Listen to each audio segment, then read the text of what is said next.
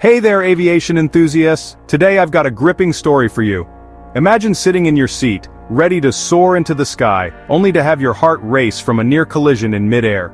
On March 28, 2025, a Delta Airlines Airbus A319, Flight 2983, had a harrowing close call with a U.S. Air Force T-38 Talon jet. This incident happened shortly after taking off from Reagan National Airport in Washington, D.C., bound for Minneapolis-St. Paul International Airport. The Delta plane had 131 passengers, 2 pilots, and 3 flight attendants on board. Meanwhile, the Air Force jet was cruising at over 350 miles per hour at an altitude of just 800 feet. The T-38 Talon had taken off from Langley Air Force Base in Hampton, Virginia. Now here's where it gets really intense. The Delta pilot received a resolution advisory cockpit warning from the Traffic Alert and Collision Avoidance System, or TCAS. This warning indicated the proximity of the other aircraft and provided crucial instructions to avoid a collision. The Delta pilot confirmed the close call with air traffic control, estimating the Air Force jet to be about 500 feet below them. Air traffic controllers quickly issued corrective instructions to both aircraft after the TCAS alert. The FAA has confirmed the incident, stating the Delta aircraft received an onboard alert, and controllers gave corrective instructions. An investigation is currently underway.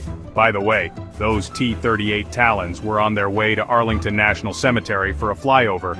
Delta's spokesperson, Morgan Durant, emphasized that the flight crew followed procedures and maneuvered the aircraft as instructed, prioritizing passenger and crew safety. Thankfully, all passengers and crew on the Delta flight were safe.